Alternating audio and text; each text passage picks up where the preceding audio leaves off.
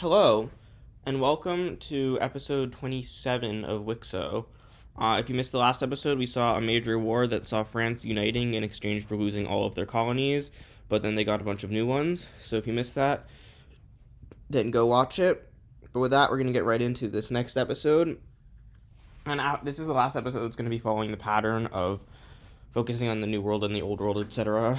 I think I've been doing that for 4 episodes at this point. And it's kind of getting old. So yeah, we're gonna focus on the old world, which basically just means Asia and like the eastern parts of Africa. But yeah, one thing that does happen is that a French explorer will discover New Zealand, and will decide to set up a colony here. And enough people will move to New Zealand and the Australian colony that a major city will pop up there, as well as one on the North Island and one on the northern tip of the South Island. And North Australia still lacks a capital, so yeah, there we go. If you remember, East Indonesia made a deal with England, and despite England being in the middle of a war, they are also helping Indonesia to colonize most of the Pacific Islands besides Fiji, in which they discover there's already a country there, so they leave them alone.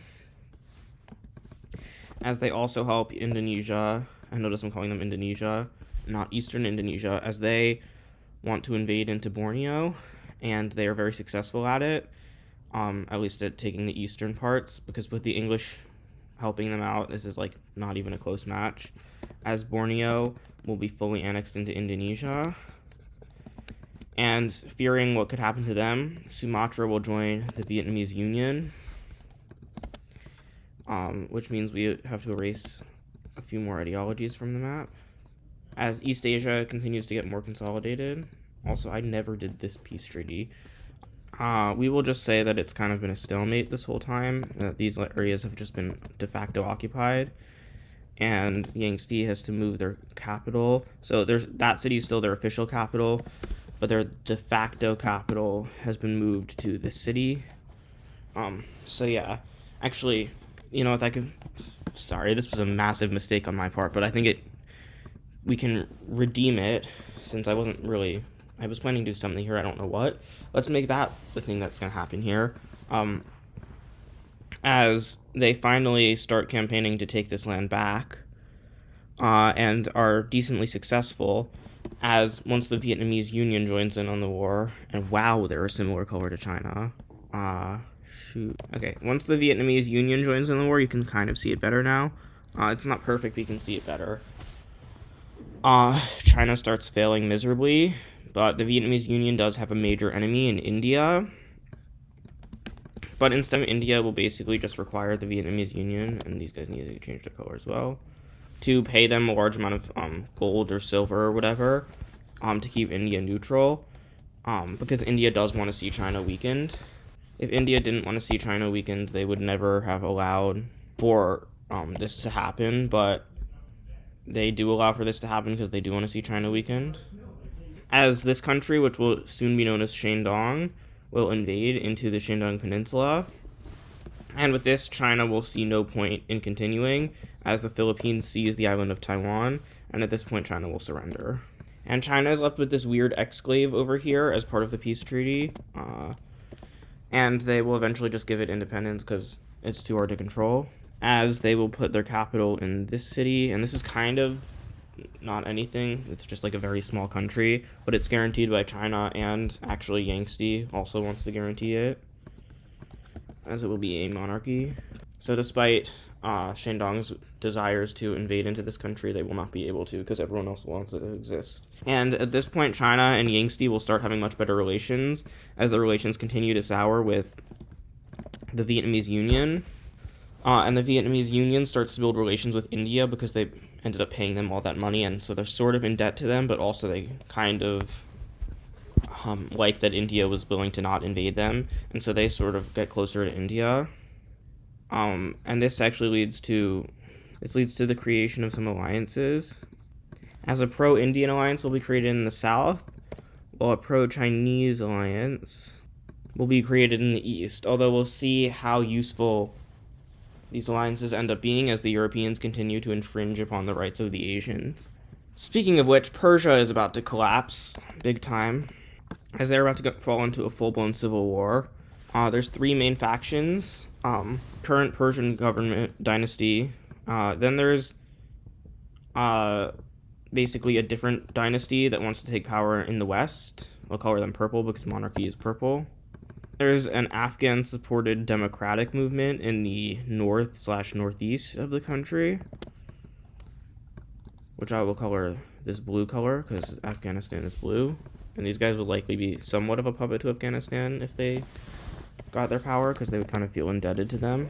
Central Asia backs the current dynasty, which is the main Persian government, and they will actually help Persia, as Persia wants to get rid of the pretender dynasty first, rather than the alternate ideology, because they think they can maybe convince people that monarchy is better.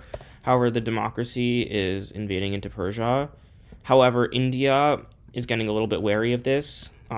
They just received, or this is while they're receiving the money from Vietnam, but they originally created Afghanistan as to have a weak democratic neighbor, which they think would be better than a strong monarchic neighbor. But now they think a strong democratic neighbor is worse than a weak monarchic neighbor.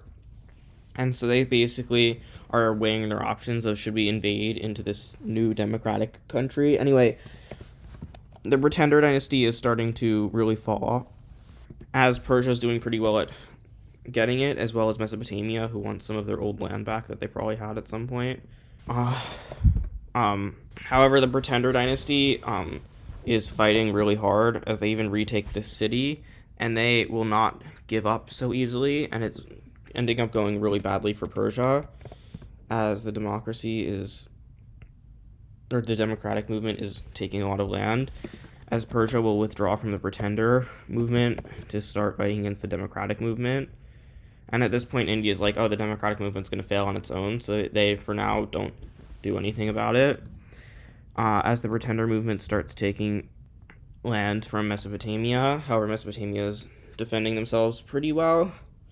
So, yeah, that's what's happening there, but Central Asia is still invading into the pretender dynasty, taking some of this land, as the pretender dynasty decides to start invading into Persia, because technically they do claim all of Persia, although they really actually want independence, because they know they're not actually going to get all of Persia. Anyway, the democracy is falling as this major city falls.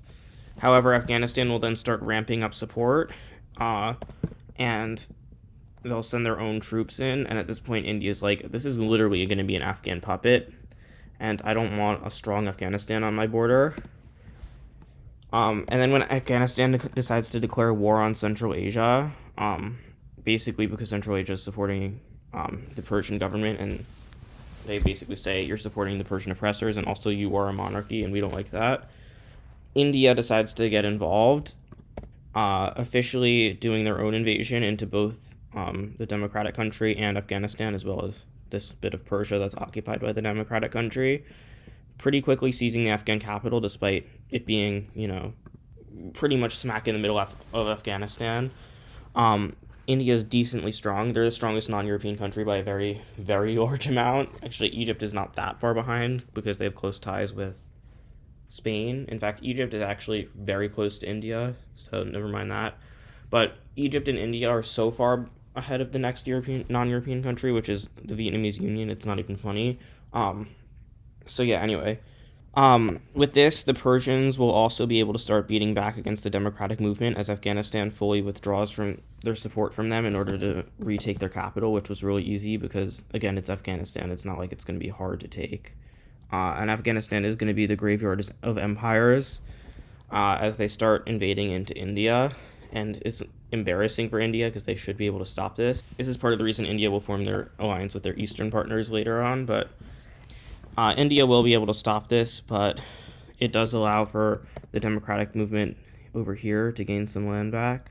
However, it's not all good for them because their last two major cities get captured, and with this, their movement kind of dissolves, with Persia retaking a large portion of the territory. And with this, India will withdraw and basically sign a white peace deal with Afghanistan because they don't really want to deal with that. And Afghanistan will basically say, hey, Central Asia, if you stop helping Persia, then we'll stop invading you. So now it's basically Persia versus the Pretender dynasty. However, the Pretender Dynasty is doing really well for some reason. Maybe they're backed by someone. As India really wants to weaken Persia, who's probably their strongest neighbor. Actually, no, it's Yangtze. But Yangtze barely borders them. Persia very much borders them. And after a while, India is going to stop funding the Pretenders because they don't want them to do better than they're currently doing. And then Mesopotamia and Persia will come to an agreement. And just like that, the Pretender Dynasty gets its own land, and Persia has been even further weakened. We now move on to Russia, whose dictatorship wants more prestige and glory and whatever. And their next target is this Estonian country, which is decently strong, but is nothing compared to Russia, as they will surrender before they necessarily need to, knowing that they just never stood a chance. However, that's not it. Poland is busy focusing on the West, but Russia knows that if they ever invaded Poland, that would probably not go well for them.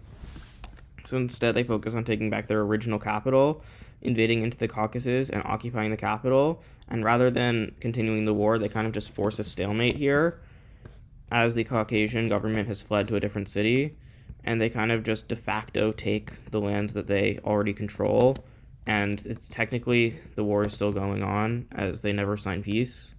Kind of like the Korean War, except this is just because Russia wanted their old capital. Russia will then start their next invasion as they plan to regain their former glory and the next step for them. However, things do not go well for them in Siberia, as Siberia will actually clap them in this war, being funded by a lot of other countries, including the European powers who don't want to see them get stronger. And Caucasia will temporarily liberate their official capital, before Russia ends up signing an embarrassing peace treaty in which they actually have to give up land to Siberia, knowing that they're not the power that they think they are.